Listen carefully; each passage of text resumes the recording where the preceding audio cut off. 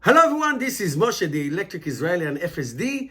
If you're new, please subscribe and help me change the world one electric car at a time. Thank you to my supporters and follow me on Twitter.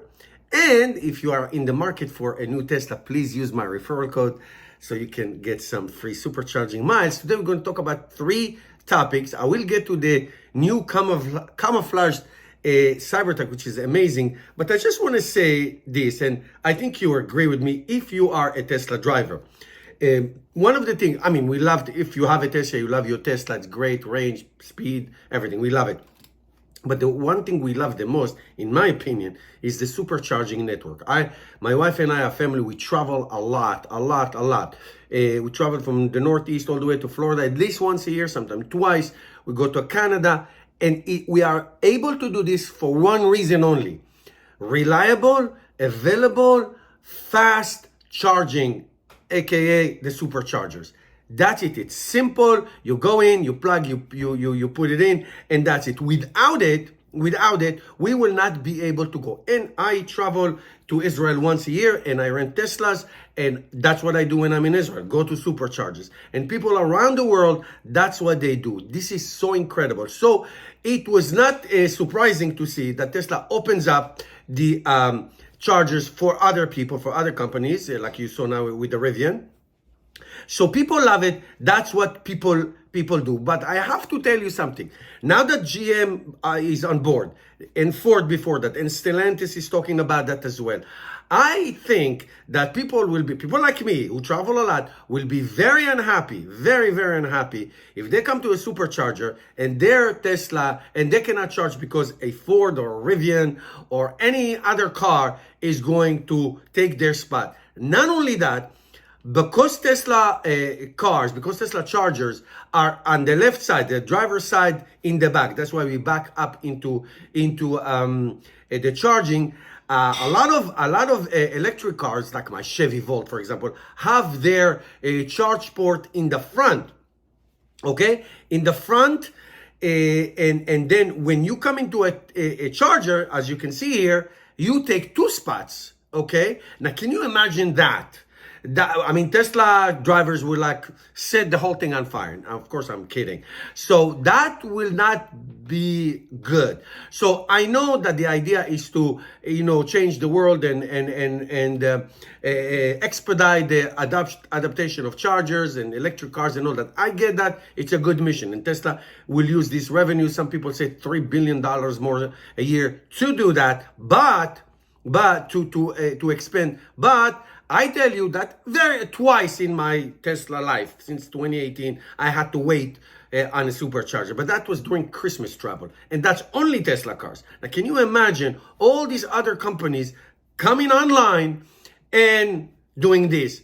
A lot of Tesla drivers are not going to be happy. Let me know in the comments what do you think about that. The second thing I want to talk to you about is the project, Tesla Model 3 Project Highland.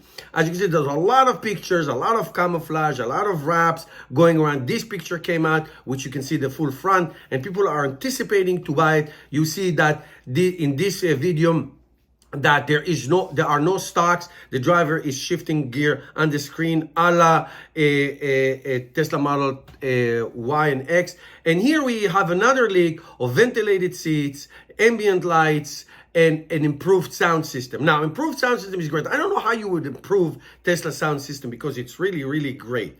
Now, ventilated seats, as you can see, and, that will add expense. Now, Tesla is so famous for their cutting costs. Now, I love ventilated seats. I used to have it in my old Ford Explorer. This is great. It's good. You don't have to blast the air conditioning. You can have ventilated seat. And according to this tweet, it's going to be out next year. So having said all of this, according to all kinds of reports, this is going to add. It's probably going to add cost. Maybe it will be just an option. I don't know. But as far as ambient lighting, I could absolutely care less for that. So I think that the big news is the ventilated seat. Ambient lights, it's stupid. It's like you're watching a movie or whatever. Who cares? People like it, I guess. So I'm not saying anything. And the sound system, I don't know. an amateur musician. I listen to music, I play some instruments. I don't know if you can find better than what they have now. It's an incredible sound system with the speakers and the subwoofer, and it's incredible. But if it is, it is. The only point I have, if it's going to be standard and going to raise the cost, then I don't get it. But if it's going to be an option, on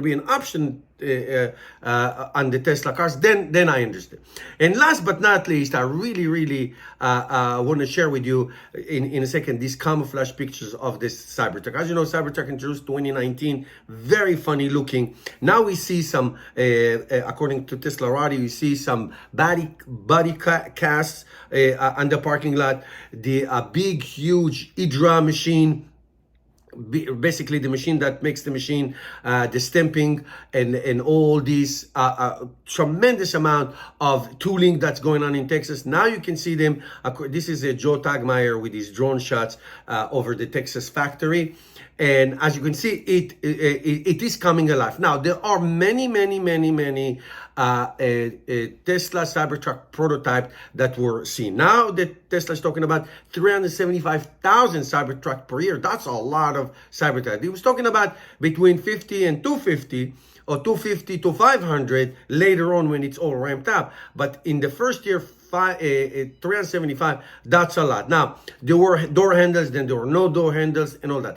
But Elon Musk did say eventually there will be a way to wrap the Tesla. And here it is, just yesterday, I think, in California, you see this Cybertruck with camouflage. Now, this is not paint. This is a wrap. So technically, I think you can have any color that you want, a la a wrap, not that it's going to come with real paint, because it's stainless steel and there are going to be no actual paint. Okay, it's going to be that silver paint, that silver color that the stainless steel come with. But this is an example of how a Cybertruck wrap options will be. So this is, I served in the military, so this is looks like a Hummer, a camouflaged Hummer that soldiers use if you serve. So it's it's a very bulky, big, huge, big kahunas truck that has close to probably 2 million pre-orders, the most pre-ordered car in human history in the car industry. So it's very interesting. It's going to come out probably Q3, limited amount, and then hopefully next year and the year after that is going to be wrapped up. Because that's the news for today. Thank you guys for watching, and I'll see you in the next video.